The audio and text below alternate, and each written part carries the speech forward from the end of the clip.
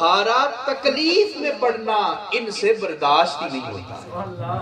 حضور اپنی امت کو تکلیف میں دیکھ سکتے نہیں۔ معراج کی رات حضور تشریف لے گئے نا رب کی بارگاہ میں، تو رب نے پوچھا اے حبیب آپ میرے مہمان ہیں، مہمان کسی کے گھر جائے تو تحفہ لے کے جاتا ہے، میرے لیے کیا تحفہ لائے ہیں؟ تو حضور نے فرمایا اے باری تعالیٰ میں تحفہ لایا ہوں التحیات للہ والصلوات، اللہ ساری کولی فعلی بدنی عبادتیں کسی اور کے لیے نہیں، فقط تیرے ہی لیے۔ اب رب نے کہا اچھا حبیب تحفے کا بدلہ تحفہ ہوتا ہے، ایک تحفہ آپ نے دیا، اب تحفے کا بدلہ ہماری طرف سے بھی قبول کریں۔ حضور نے عرض کی باری تعالیٰ آپ مجھے کیا تحفہ دیں گے؟ رب نے فرمایا السلام علیکہ ایھا النبی، السلام علیکہ، السلام علیکہ۔ فرمایا آپ نے مجھے عبادت کا تحفہ دیا، میں رب ہو کے آپ کے اوپر سلامتی کا تحفہ عطا کیا۔ جب رب نے حضور کے اوپر سلامتی بھیجی تو اس وقت میرے اور آپ کے مصطفیٰ نے اپنی امت کو بھلایا نہیں، ساتھ ہی حضور نے امت کو بھی رب کی بارگاہ میں پیش کیا اور کہا کہ باری تعالیٰ صرف میرے اوپر ہی سلامتی نہ بھیج، السلام علینا وعلی عباد اللہ، وعلی عباد اللہ۔ عرض کی باری تعالیٰ جس طرح تو نے میرے اوپر اپنی سلامتی نازل کی ہے، مولا میری امت کے اوپر بھی اپنی سلامتی نازل کی۔ اب حضور نے امت کو یاد رکھا ہے کس موقع کے اوپر؟ رب کے دیدار کے وقت۔ آپ توجہ کریں اس جملے کے اوپر، حضور نے امت کو یاد رکھا ہے کس کے دیدار کے وقت؟ سارے بولے نا کس کے دیدار کے وقت؟ اچھا رب کے دیدار کے وقت کوئی چیز یاد رہتی ہے؟ یا رب کا دیدار ہو، رب کا کوئی چیز یاد رہتی ہے؟ چلیں حضرت موسیٰ سے پوچھ لیتے ہیں، اے موسیٰ کلیم اللہ آپ ہی گئے تھے کوہ طور پہ، رب کے دیدار کے لیے کوئی چیز یاد رہی تھی؟ حضرت موسیٰ کہتے ہیں رب کے دیدار کے وقت تم کوئی چیز یاد کرنے کی بات کرتے ہو؟ ارے رب کے دیدار کے وقت تو بندے کو ہوش ہی نہیں رہتا ہے۔ کس کو دیکھا یہ موسیٰ سے پوچھے کوئی، آنکھ والوں کی ہمت پہ یہ لاکھوں سلام، ذرا بولے نا محبت سے، آنکھ والوں کی ہمت پہ لاکھوں سلام۔ ہم کہیں یا نبی وہ کہیں امتی، امتی تیری قسمت پہ لاکھوں سلام۔ آسیو تھام لو دامن مصطفیٰ، پھر پڑھو رب کی رحمت پہ مصطفیٰ۔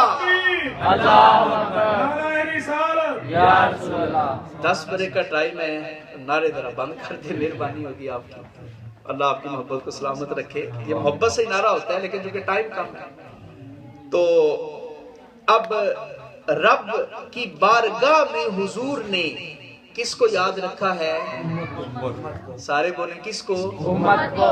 دنیا کا اصول یہ ہے کہ بندہ جب کسی اونچے مرتبے والے سے بات کرتا ہے نا، ملاقات کرتا ہے کسی صدر سے، وزیر اعظم سے، وزیر سے، تو وہ اپنے خاندان کے لیے مانگتا ہے، اپنی اولاد کے لیے مانگتا ہے، اپنے بچوں کے لیے مانگتا ہے، اپنے رشتہ داروں کے لیے مانگتا ہے۔ ارے مسلمانوں جس نبی کی میلاد کی محفل میں آئے بیٹھے ہو نا، دیکھو اس نبی کی محبت کتنی ہے اپنی امت کے ساتھ۔ حضور معراج کی رات رب سے ملاقات کرنے کے لیے گئے اور دیدار الہیہ کے وقت میرے مصطفیٰ نے رب سے اپنے لیے کچھ نہیں مانگا، اپنے خاندان کے لیے کچھ نہیں مانگا، اپنی اہل بیت کے لیے کچھ نہیں مانگا، اپنی اولاد کے لیے کچھ نہیں مانگا۔ میرے مصطفیٰ نے معراج کی رات رب سے مانگا ہے تو امت کی مغفرت کی دعا میں۔ سبحان اللہ۔ یار جو نبی آپ کو رب کے دیدار کے وقت بھی نہیں بھولتا، اس نبی کا ذکر کرنا چاہیے کہ نہیں کرنا چاہیے؟ جو نہ بھولے ہم غریبوں کو رضا، ذکر ان کا اپنی عادت کیجیے، ذکر ان کا اپنی عادت۔ اور پتہ ہے حضور اپنی امت سے کتنا پیار کرتے ہیں؟ حضور فرماتے ہیں کہ اللہ نے ہر نبی کو ایک خاص دعا عطا فرمائی ہے۔ سبحان اللہ۔ ویسے اللہ اپنے نبیوں کی تمام دعاؤں کو قبول فرماتا ہے، لیکن ایک خاص دعا ہے جو اللہ بڑے اہتمام سے قبول کرتا ہے۔ حضور کہتے ہیں کہ جتنے انبیاء کو یہ خاص دعا ملی، ان تمام انبیاء نے اپنی اپنی دعا کو دنیا میں مانگ لیا۔ سبحان اللہ۔ صحابہ عرض کرتے ہیں اے اللہ کے رسول صلی اللہ علیہ وسلم، کیا آپ نے بھی اس دعا کو مانگ لیا ہے؟ کیا آپ نے بھی اس دعا کو مانگ لیا ہے جو اللہ ہر نبی کو ایک خاص دعا عطا کرتا ہے؟ سنیں حضور کا جواب۔ حضور کہتے ہیں میں نے اس دعا کو نہیں مانگا، سنبھال کے رکھا ہوا ہے، سبحان اللہ۔ سنبھال کے رکھا ہوا ہے۔ اور جانتے ہیں حضور کے وقت کتنے کٹھن مرحلے آئے ہیں؟ 3 سال تک شیب ابی طالب میں حضور کو اور حضور کے خاندان کو قید کر کے رکھا گیا تھا، اور اہل بیت کہتے ہیں کہ کھانے کی اتنی کمی تھی کہ اللہ کے رسول درختوں کے پتے پانی میں ابال ابال کے پیا کرتے تھے، اتنا مشکل مرحلہ۔ لیکن حضور نے اس مرحلے کے اوپر بھی وہ خاص دعا رب سے مانگی۔ حضور طائف میں تشریف لے گئے تبلیغ کے لیے، وہاں کے بدماش لڑکوں نے حضور پہ پتھر پھینکے، حضور کا جسم لہولہان ہو گیا۔ حضور دعا مانگ سکتے تھے اللہ ان کو تباہ کر دے، لیکن حضور نے وہ خاص دعا وہاں بھی نہیں مانگی۔ حضور کے لخت جگر حضور کے بیٹے حضرت ابراہیم انتقال کرتے ہیں، حضور اپنے ننھے بیٹے کو اپنے ہاتھوں پہ اٹھا کے آنکھوں سے آنسو نکل رہے ہیں، اور رب کی بارگاہ میں دعا کرتے ہیں کہ اے باری تعالیٰ میرا دل غمگین ہے، میرا بیٹا اس دنیا سے جا رہا ہے، لیکن اے باری تعالیٰ میں اپنی زبان سے ایک لفظ بھی ایسا نہیں نکالوں گا جو تیری بارگاہ میں ناراضگی کا ذریعہ بن جائے۔ لوگوں حضور وہ خاص دعا کرتے تو اللہ حضور کے بیٹے کو زندگی عطا کر دیتا، لیکن حضور نے اس موقع کے اوپر بھی وہ خاص دعا نہیں مانگی۔ اے اللہ کے رسول ارشاد فرمائیں، شیب ابی طالب کی گھاٹی میں آپ نے وہ دعا نہیں مانگی، سفر طائف میں پتھر لگنے پہ آپ نے وہ دعا نہیں مانگی، حضور آپ کا بیٹا اس دنیا سے رخصت ہوا آپ نے وہ دعا نہیں مانگی۔ حضور دعا کیوں نہیں مانگتے؟ جواب ملتا ہے اے دنیا والوں، میں نے اس دعا کو قیامت کے دن کے لیے اپنی امت کے لیے سنبھال کے رکھا، اور قیامت کے دن اللہ مجھ سے پوچھے گا اے حبیب اگر چاہیں تو آدھی امت بغیر حساب کے بخش دی جائے، اور اے حبیب اگر چاہیں تو آپ شفاعت کا اختیار لے لیں۔ اے اللہ کے رسول آپ نے کس چیز کو منتخب کیا؟ حضور کہتے ہیں میں نے آدھی امت کی بخشش نہیں مانگی، میں نے اللہ سے شفاعت کا اختیار لیا ہے۔ اے اللہ کے رسول آپ نے آدھی امت کی بخشش کیوں نہیں مانگی؟ حضور فرماتے ہیں وہ آدھی امت تو جنت میں چلی جاتی، لیکن میری باقی آدھی امت کا کیا بنتا؟ باقی آدھی امت کا کیا بنتا؟ میں نے آدھی امت کی بخشش کا اختیار نہیں لیا، میں نے شفاعت کا اختیار لیا ہے، اور قیامت کے دن میں رب کی بارگاہ میں شفاعت کروں گا، اور میرے رب نے میرے ساتھ وعدہ کر لیا ہے کہ جس کے دل میں رائی کے برابر ایمان کا ذرہ موجود ہوگا اللہ اسے اٹھا کے جہنم سے جنت میں داخل کرے۔ تو حضور اپنی امت کے لیے حریص علیکم، حضور اپنی امت کے لیے بڑے ہی شفیق ہیں۔ حضور امت کے لیے کیا ہیں؟ شفیق ہیں۔ حضور امت کے لیے کیا ہیں؟ اور دیکھیں حضور کا پیار کتنے اپنی امت کے لیے۔ حضور یہ مشکات کی حدیث ہے، حضور حضرت عیسیٰ علیہ السلام کی دعا ذکر کر رہے تھے، اور وہ دعا قرآن پاک میں دیا 7ویں سپارے میں۔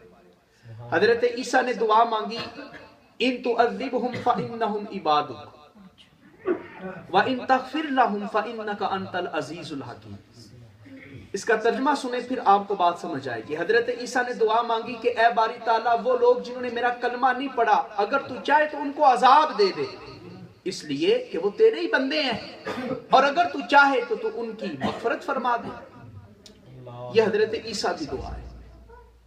حضرت ابراہیم کی دعا جو حضور نے مانگی، حضرت ابراہیم نے کہا تھا فمن تبعنی فانہ منی ومن عصانی فانک غفور رحیم۔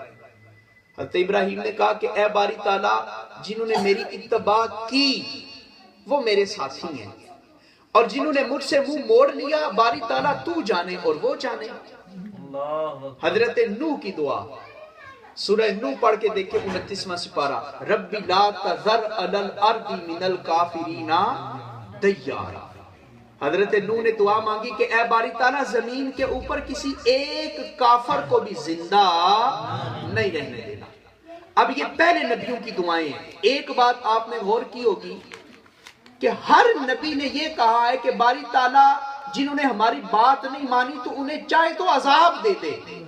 अब हजूर ने हजरत ईसा की दुआ जिक्र की, हजरत नूह की दुआ जिक्र की, हजरत इब्राहिम की दुआ जिक्र की। और पता है हजूर ने क्या कहा कि ऐ बारी ताला वो पहले अंबिया थे जो ये दुआएं मांगते रहे कि मौला जो नेक हैं वो हमारे हैं और जो गुनाहगार हैं वो तेरे हैं। मैं जो बात अर्ज करने लगा हूं ना, ये बड़ा खूबसूरत जुमला है, पूरी तवज्जो रखेंगे तो बात समझ आएगी। ऐ बारी ताला वो पहले अंबिया थे जो ये दुआएं मांगते रहे कि जो नेक हैं वो हमारे हैं और जो गुनाहगार हैं वो तेरे हैं। लेकिन ऐ बारी ताला मैं आखिरी नबी हूं और मैं तेरा हबीब हूं, मैं ये दुआ नहीं मांगूंगा कि जो नेक हैं वो मेरे हैं, जो गुनाहगार हैं वो तेरे हैं। बारी ताला मैं ये दुआ मांगूंगा कि नेक सारे के सारे तेरे हैं और गुनाहगार सारे के सारे मेरे हैं।